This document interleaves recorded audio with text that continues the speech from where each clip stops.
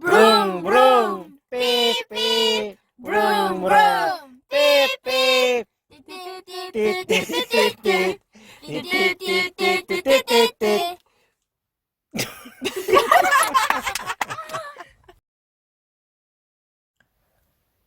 끝이 다 보일 만큼 직선으로 이어진 평탄길은 오히려 사람을 더 지치게 만든다. 앞이 보이지 않고 굴곡이 있는 길이 힘들긴 해도 더 즐거운 법이다. 인생도 그렇다. 어저께도 그랬고 오늘과 내일 그리고 모레까지도 하루에 20km가 채 안 되는 거리를 걷는다. 레온이라는 도시까지 가는 길이 여기서부터 두 갈래 코스로 나뉘어지는데 하루에 35km가 넘게 이틀에 가든지 20km가 안 되게 나흘에 가든지를 결정해야 한다. 아이들을 데리고 가는 우리는 당연히 짧지만 오래 가는 코스를 선택할 수밖에 없다. 덕분에 조금 일찍 도착해서 오후에 더 쉴 수 있게 되기는 했지만 대신 나무 하나 없이 거의 직선으로 이어지는 끝없는 도로 옆 흙길을 계속 걸어야 했기 때문에 거리는 짧지만 피로감은 더한 것 같다. 오늘은 중간 즈음에 참 드물게도 느티나무가 양옆으로 길게 늘어서 있는 들판을 지나게 되었고 귀하게 찾은 자그마한 그늘에 주변 환경과는 전혀 안 어울리는 큰 돌 식탁이 놓여져 있는 것을 발견했다. 그곳에서 모두 배낭을 내리고 준비해간 주먹밥을 라면 스프에 찍어서 점심으로 먹었다. 빨간 머리앤을 유독 좋아하는 아내는 어느 날 앤셜리와 다이애나가 깨진 도자기 그릇들을 모아서 소꿉놀이를 했던 테이블이 바로 이 테이블과 꼭 닮았었다며 점심 먹는 내내 얼마나 기뻐하는지 모른다.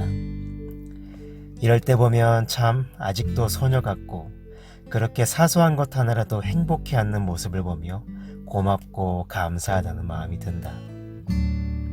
점심 먹고 나서 떠나기 전 모두가 나무 밑에서 볼일을 해결하고 가려는데 그저까지 아무도 없더니 갑자기 할아버지 한 분이 아주 느릿느릿 저쪽에서부터 오신다. 지나가시면 볼일을 봐야겠다 생각하고 다들 바지를 붙잡고 종종거리며 기다리고 있는데 우리 있는 곳 바로 앞까지 천천히 걸어오시더니 언덕 위 벤치에 떡하니 앉아서는 우리를 내려다보면서 갈 생각을 안 하신다. 오줌보가 터지려는 걸 붙잡고 한참을 뒤뚱거리면서 가서는 모두가 나무 뒤로 흩어져 키득키득거리면서 시원하게 볼일을 봤다. 물론 시골이라 그렇겠지만 스페인은 참 아직까지 사람 냄새가 나고 살만한 곳이라는 생각이 든다. 마을마다 아이들이 뛰어놀고 그 아이들의 입을 단돈 5센트면 즐겁게 해줄 소위 불량식품들이 구멍가게마다 즐비하고 해질녘이면 동네 할머니들은 다 길가 평상에 모여 앉아 수다에 여념이 없으시고 할아버지와 아저씨들은 허름한 펍에 모여 금연 표지판 같은 건 아랑곳 없이 줄담배에 소리 높여 떠들며 술을 마신다.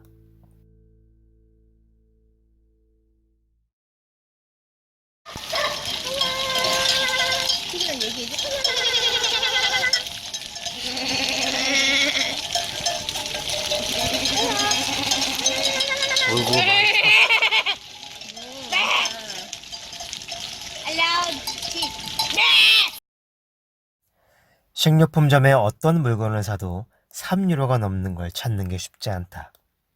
맥주 한 캔은 50센트면 되고 와인도 6유로가 넘어가면 진열대가 달라질 만큼 3유로대로도 마실 만한 걸 찾을 수 있다. 물론 순례자들임을 알기에 그렇겠지만 지나가는 차도 사람도 식당의 손님들도 언제나 눈을 마주치고 웃어주고 인사를 하고 아이들의 머리를 만져주고 간다. 표정은 무뚝뚝하지만 그 눈에는 따뜻함과 관심이 가득하다. 저녁을 먹고 나서 새빨간 노을이 밀려오는 동네 광장 한가운데서 마치 마을 전체를 전세낸 듯 신이 나서 깔깔거리며 무궁화 꽃이 피었습니다 놀이를 하는 세 사람을 바라보며 마음속 깊은 곳으로부터 우러나오는 행복감에 참 흐뭇한 미소를 지을 수 있었다. 하도 아빠도 같이 하자고 조르는 바람에 잠시 끼어들기는 했지만 그냥 이 사람들이 내 귀한 식구들이구나 하면서 바라보며 웃는 것이 더 즐겁고 기뻤다. 잠자리에 들기 위해 계단을 오르다가 벽에 이 동네 사람들의 오래된 추억이 서린 사진들이 걸려있는 걸 발견했다. 낮에 다녀왔던 슈퍼의 주인 할머니가 아주머니의 모습으로 사진에 있는 걸 보니 분명 이 마을 분들이 맞는데 20-30년 전의 사진인 듯 아까는 안 보이던 아저씨도 아주머니 옆에 서서 웃고 계시고 숙소 옆 건물 평상에 걸터 앉아있던 노인분들도 모두 젊은 모습으로 그 안에서 웃고 있었다. 그냥 자연스럽게 미소가 지어지면서 소박하고 아름다운 모습들이구나 하고 생각이 들어야 정상일 텐데 나는 그 사진들을 보면서 가슴이 답답해져옴을 느꼈다. 그냥 지극히 평범한 사람들의 모습이었다. 나 같으면 평생 이렇게 작은 마을에서 이렇게 소소한 모습으로 살다가 죽어야 한다면 원통에서 눈을 감을 수 있을까 싶을 정도로 그분들은 모두 가진 것도 많지 않고 많이 배운 것 같아 보이지도 않으며 평생 그 마을을 떠나본 적도 없거니와 고된 노동으로 전생애를 살아왔음이 확실해 보였다. 그럼에도 불구하고 손과 목에는 온통 주름살로 가득한 채 까맣게 그을은 얼굴 한가득 미소를 띠고 있었는데 그렇게 지극히 평범하게 살다 간 사람들은 그 미소 속에서 이게 행복이야. 인생 별거 없어. 이렇게 말하고 있는 것 같았다. 도대체 평범한 것이란 게 뭘까? 단란하고 화목한 가족, 크게 걱정하지 않을 만큼 먹고 살 만한 수준의 경제력, 매일 할 수 있는 일과 어울려 마음을 나눌 수 있는 주변 사람들. 그렇게 한평생 큰 부침 없이 살다가 가는 것이 평범함의 정의일까? 나도 그런 평범한 삶을 살고 싶다. 그런데 왜 그 평범함이 나에게는 이다지도 어려운 것일까? 평범하게 살지 못해서 한국을 뛰쳐나와 호주로 이민을 갔고 그 안에서도 평범하게 살지 못해서 동부 끝에서 살다가 서부 끝으로 이민 아닌 이민을 또 갔다. 그 안에서도 또 평범하게 살지 못해서 하던 일 다 접고 지금 이곳에 나와 그다지 평범하지 않은 행동을 하고 있다. 물론 이 일들 외에도 더 많다. 도대체 왜 나는 남들처럼 평범하게 주어진 대로 그냥 그렇게 살지 못하는 걸까? 나이가 40 중반이 되어가는 지금까지도 나는 내가 무언가 특별한 존재가 되고 특별하게 구별된 삶을 살아야만 한다고 생각하는지도 모른다. 그래서인지 인생의 거의 절반을 살아왔음에도 지금 나는 별달리 이루어 놓은 것도 없고 내 손에는 아무것도 쥐고 있는 것이 없다.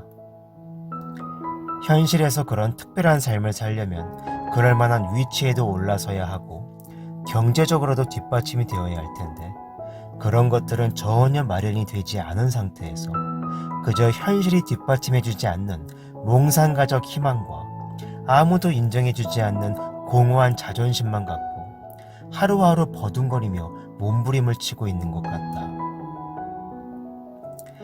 이젠 나의 꿈이 아니라 후대를 위해 길을 터줘야 하고 뒤에서 떠받쳐줘야 할 그런 나이가 되어가는데 사실 그런 나이가 너무나도 갑자기 되어버려서 많이 당황스럽다.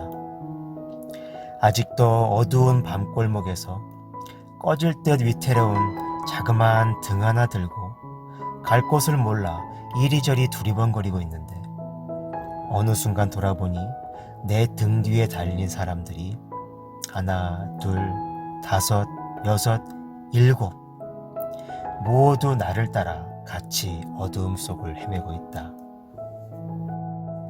영화 죽은 시인의 사회에서도 오래된 졸업생들의 인물 사진들을 들여다보며 그들이 뭐라고 하는지 귀 기울여 들어보라는 장면이 나온다. 모두가 이상해하며 어리둥절한 가운데 있는데 폴 키팅 선생님은 그런 학생들 사이를 슬며시 스쳐 지나가며 기괴한 분위기의 목소리로 학생들의 귀에 대고 속삭인다. 카르페 디엠, 카르페 디엠. 지금 이 순간을 소중히 여겨라. 지금 이 순간에 최선을 다해라. 사진 속의 지극히 평범한 그분들 역시 내게 똑같은 말을 하고 있고 수많은 역사 속의 위대한 인물들도 한결같이 같은 이야기를 내게 들려주고 있다. 오직 지금뿐, 지금 이 순간 최고로 행복해라. 그리고 특별한 무언가를 만들지 말아라. 인생은 그냥 그 자체로 아름다운 것이다. 오늘 광장에서 마음껏 웃으며 뛰놀던 식구들의 모습이 정말 아름다웠다. 그 소소한 아름다움을 느끼고 함께 누리고 또 지켜주는 것이야말로 바로 그 평범함이 아닐까 싶다. 순례길도 결국 이런 평범함으로 이루어진 매일매일이 이어지는 인생의 길들 중 하나일 테니까 이 순례길 역시 특별하게 만들지 말자. 그냥 즐기자. Enjoy the moment. 지켰습니다. 올 때는 상관없어. 터치업 할 때. 지켰습니다.